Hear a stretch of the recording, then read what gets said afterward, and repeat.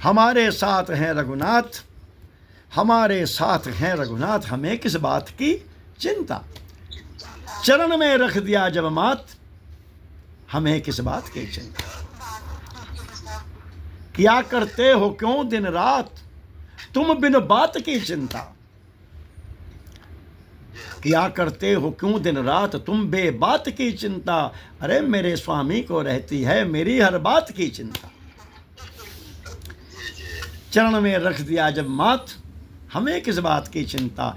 हमारे साथ हैं रघुनाथ, हमें किस बात की चिंता। तो ये अभय पद है। अभय एक पद है, ये एक स्टेटस है। ये क्या होता है अभय पद? ये चिद लेवल है।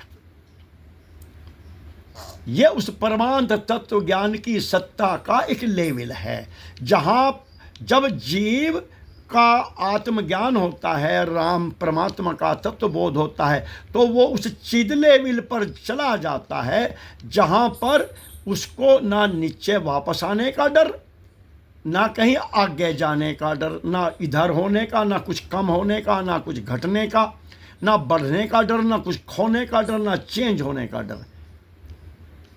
कोई किसी प्रकार का फिर कोई परिवर्तन नहीं होता। यत गत्वा न निवर्तन्ते तद्धाम परमम्।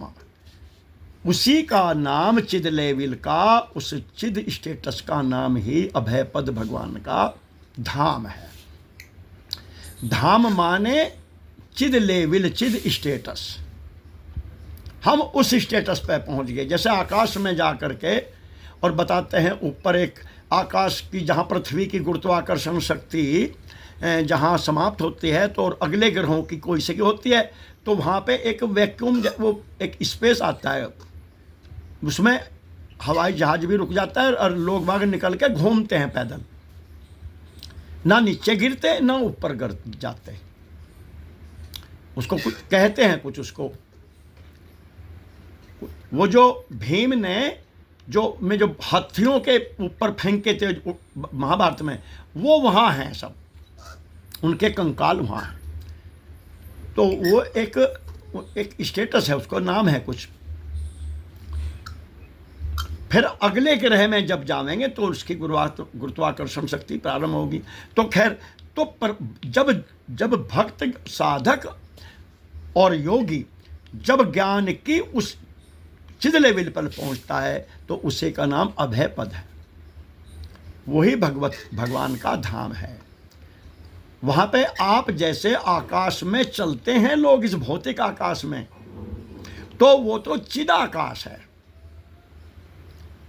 उसमें तो कोई दिक्कत ही नहीं, चल ही सकते हैं।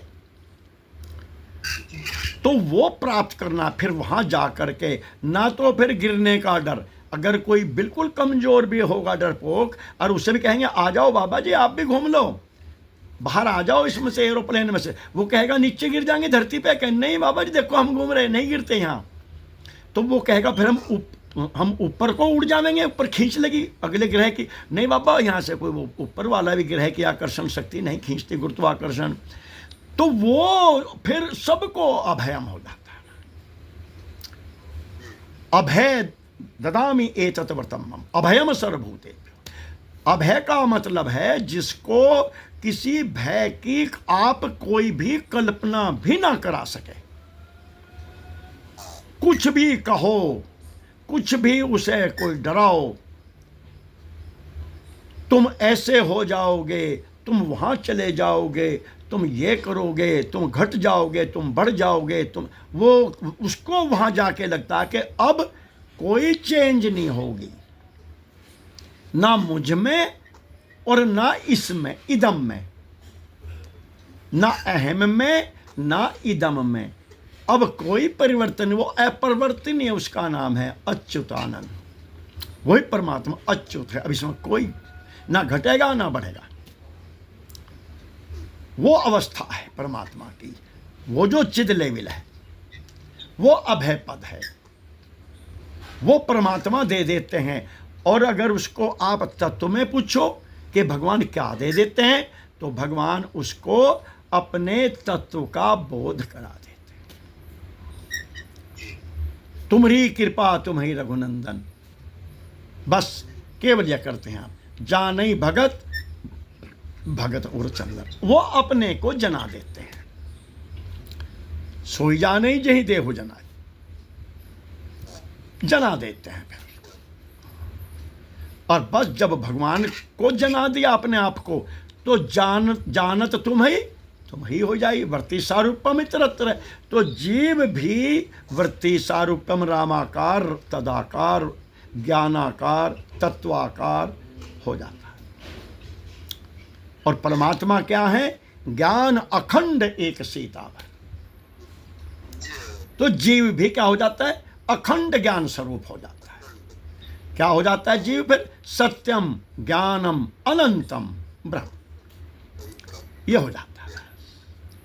वो भी यही होता है, जानत तुम ही हो जाए। तो सत्य का मतलब है जिसमें कभी कोई चेंज ना हो। मरने मिटने की तो बात तो छोड़ दो, घटना मतलब परिवर्तन ही ना हो, जो तिहु काल एक रस रहे हैं, इसका नाम है सत्य। ये सत्य की परिभाषा है, जो तीनों काल में। और ज्ञान का आनंद है केवल त्रिपुटी रहित ज्ञान, ना ज्ञाता हो ना ज्ञेय हो, और केवल ब्लैंक ज्ञान ही ज्ञान हो। तो जब ब्लैंक ज्ञान है, ना कोई जानने वाला, ना कुछ जानने में आने वाला, ना जानने की फिर क्या जरूरत है? जब कोई जानने वाला नहीं तो कौन जानेगा, क्या जानेगा? तो जानने की क्रिया बुद्धि भी समाप्त। तो फिर क्या रहता? ब्लैंक ज्ञान, एक रस ज्ञान, अखंड ज्ञान, यद ज्ञानम अद्वयम, केवल वो ज्ञान, वो परमात्मा है, वो चिन्ह मात्र है, वो रहता है। तो उसमें कोई परिवर्तन नहीं होता। और बस फिर अनुभव क्या होता है? अनुभव गम भजें जय संता। तो अनुभव क्या होता है? अनुभव ये होता है बहुत अच्छा लग रहा है। कैसा लग रहा है? क्या फील कर रहे हो? बहुत बढ़िया। जैसे कोई मरीज बुखार का उसका 5-7 दिन में, और वो ठीक उस दिन ठीक हो, और डॉक्टर पूछता है बताओ आज क्या फील कर रहे हो, कैसा फील कर रहे हो? तो वो क्या करता है? कहना आज तो बहुत बढ़िया। तो वो जो बहुत बढ़िया है उसमें ना कुछ पॉजिटिविटी है ना कोई निगेटिविटी है, वो तो सहज है। तो उसको तो वो जो ये कह रहा है कि आज तो बहुत अच्छा डॉक्टर साहब, बहुत अच्छा लग रहा है, आज जी राजी है।